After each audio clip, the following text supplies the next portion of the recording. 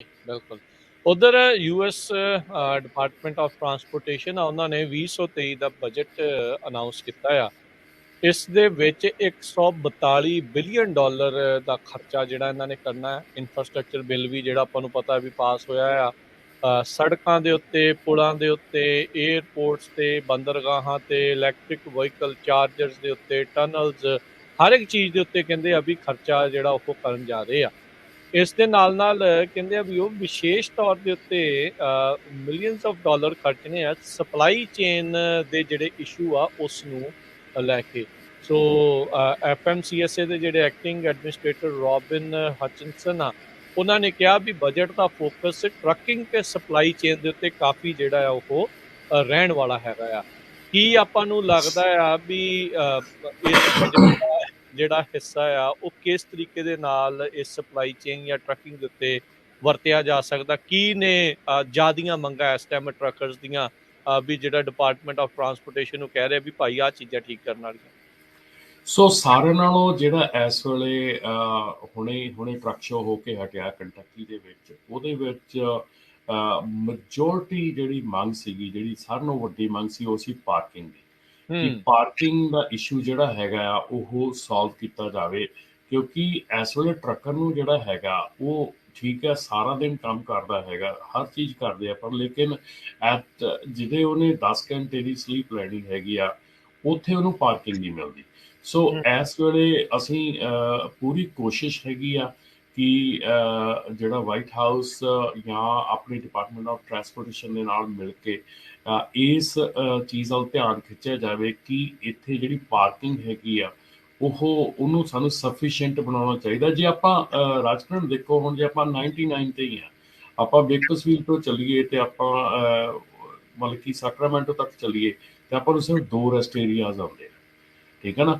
ਪਰ ਟਰੱਕਾਂ ਦੀ ਬਹੁਤਾਤ ਇੰਨੀ ਜ਼ਿਆਦੀ ਆ, ਮਾਤਰਾ ਇੰਨੀ ਜ਼ਿਆਦੀ ਆ ਕਿ ਉਹਦੇ ਵਿੱਚ ਤੁਹਾਡੀ ਪਾਰਕਿੰਗ ਲੱਭਣੀ ਜਿਹੜੀ ਇਸ਼ੂ ਹੋ ਜਾਂਦਾ। ਔਰ ਇਹ ਇੱਕ ਹੈਗਾ, ਇੱਕ ਫ੍ਰੀਵੇ ਦੀ ਗੱਲ ਕਰਦੇ ਆ ਆਪਾਂ। ਹੁਣ ਤੁਸੀਂ ਬਾਹਰ ਚਲੇ ਜਾਂਦੇ ਆ ਤੇ ਬਾਹਰ ਜਿੱਥੇ ਮੇਰੇ ਕਹਿਣ ਦਾ ਮਤਲਬ ਕਿ ਜਿੱਥੇ ਵੀ ਵੱਡੇ ਡਿਸਟ੍ਰੀਬਿਊਸ਼ਨ ਸੈਂਟਰ ਬਣਦੇ ਹੈਗੇ ਆ, ਜੇ ਉਹਨਾਂ ਦੀ ਪਲੈਨਿੰਗ ਹੁੰਦੀ ਆ ਤੇ ਉਹਨਾਂ ਦੇ ਆਲੇ ਦੁਆਲੇ ਜਿਹੜੀ ਆ ਸੇਫ ਪਾਰਕਿੰਗ ਦੀ ਪਲੈਨਿੰਗ ਜਿਹੜੀ ਆ ਉਹ ਨਾਲ ਹੋਣੀ ਚਾਹੀਦੀ ਆ, ਕਿਉਂਕਿ ਪਾਰਕਿੰਗ ਦਾ ਇਸ਼ੂ ਜਿਹੜਾ ਆ ਉਹ ਬਹੁਤ ਵੱਡਾ ਇਸ਼ੂ ਆ। ਔਰ ਜਦੋਂ ਬੰਦਾ ਪਹਿਲਾਂ ਤਾਂ ਪੇਪਰ ਲੌਗਬੁੱਕ ਹੁੰਦੀ ਸੀ ਤੇ ਬੰਦਾ ਸ਼ਾਮ ਨੂੰ ਅਸੀਂ ਨੋਰਮਲ, ਮੈਂ ਆਪਣੀ ਵੀ ਗੱਲ ਕਰਦਾ, ਜਦੋਂ ਅਸੀਂ ਟਰੱਕ ਚਲਾਉਂਦੇ ਸੀਗੇ, ਸੋ ਨੋਰਮਲੀ ਬੰਦਾ ਘੰਟਾ 2 ਘੰਟੇ ਐਕਸਟਰਾ ਟਰੱਕ ਚਲਾ ਹੀ ਜਾਂਦਾ ਆ ਸ਼ਾਮ ਨੂੰ ਧੱਕੇ ਦੇ ਨਾਲ ਹੀ, ਕਿਉਂਕਿ ਪਾਰਕਿੰਗ ਨਹੀਂ ਮਿਲਦੀ।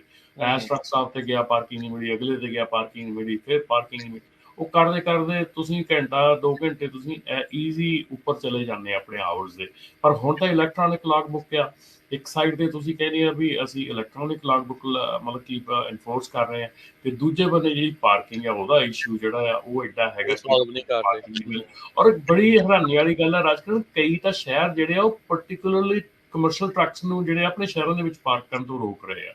ਸੋ ਮੈਨੂੰ ਨਹੀਂ ਇਹ ਸਮਝ ਆਉਂਦੀ ਵੀ ਇਹ ਮਤਲਬ ਕਿ ਕਿਸ ਤਰ੍ਹਾਂ ਤੁਸੀਂ ਇੱਕ ਬੰਦੇ ਤੋਂ ਉਹਨਾਂ ਨੂੰ ਰੋਕ ਰਹੇ ਆ ਤੇ ਦੂਜੇ ਬੰਦੇ ਤੁਸੀਂ ਕਹਿੰਦੇ ਆ ਵੀ ਇਹ ਸਾਡੇ ਨਾਲ ਜਿਹੜਾ ਆ ਸਾਡੇ ਗਰੋਸਰੀ ਵੀ ਲੈ ਕੇ ਆਉਣ, ਸਾਡੇ ਡਿਲੀਵਰੀ ਵੀ ਕਰਨ।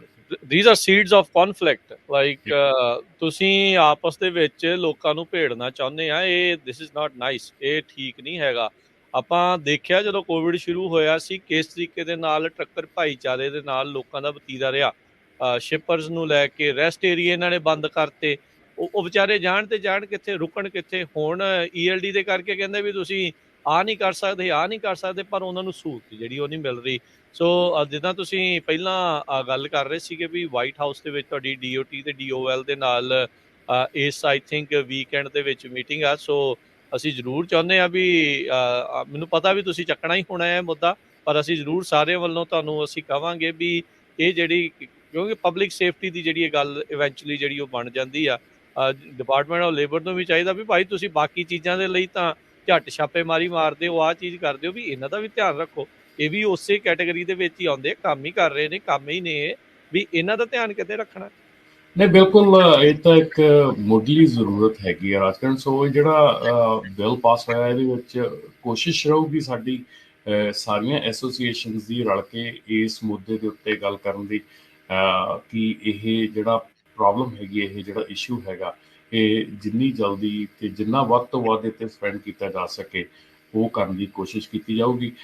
ਜਦੋਂ ਵੀ ਮੌਕਾ ਲੱਗੂਗਾ, ਜਿੱਥੇ ਵੀ ਕਿਤੇ ਮਿਲਾਂਗੇ ਜਾਂ ਮੀਟਿੰਗਸ ਹੋਣਗੀਆਂ, ਕੁਛ ਵੀ ਹੋਊਗਾ, ਇਹ ਮੁੱਦਾ ਪਹਿਲਾਂ ਰਹੂਗਾ ਕਿ ਜਿਹੜੀਆਂ ਇਸ ਵੇਲੇ ਜਿਹੜੀਆਂ ਜਿਹੜੀਆਂ ਇਸ਼ੂਜ਼ ਹੈਗੇ ਆ। ਸੋ ਜਿਹੜਾ ਸੈਕੰਡ ਮੁੱਦਾ ਹੈਗਾ ਉਹ ਡਿਟੈਂਸ਼ਨ ਟਾਈਮ ਦਾ ਹੈਗਾ, ਤੇ ਜਿਹੜਾ ਥਰਡ ਹੈਗਾ ਉਹ ਡਰਾਈਵਰ ਰਿਟੈਂਸ਼ਨ ਦਾ ਹੈਗਾ ਕਿ ਕੀ ਕੀ ਕੀਤਾ ਜਾਣਾ ਚਾਹੀਦਾ ਸੋ ਦੈਟ ਅਸੀਂ ਜਿਹੜੇ ਡਰਾਈਵਰਸ ਹੈਗੇ ਉਹਨਾਂ ਨੂੰ ਰਿਟੇਨ ਕਰ ਸਕੀਏ, ਉਹਨਾਂ ਨੂੰ ਪ੍ਰੋਪਰਲੀ ਟ੍ਰੇਨ ਕਰ ਸਕੀਏ। ਸੋ ਇਹ ਤਿੰਨ ਮੁੱਦੇ ਹੈਗੇ ਆ ਜਿੱਤੇ ਇਸ ਵੇਲੇ ਅਸੀਂ ਕਾਫੀ ਕਲੋਜ਼ਲੀ ਜਿਹੜਾ ਕੰਮ ਕਰ ਰਹੇ ਹੈਗੇ। ਸੋ ਹੋਪਫੁਲੀ ਆਉਣ ਵਾਲੇ ਸਮੇਂ ਦੇ ਵਿੱਚ ਕੋਈ ਨਾ ਕੋਈ ਵਧੀਆ ਸਿੱਟੇ ਨਿਕਲਣਗੇ।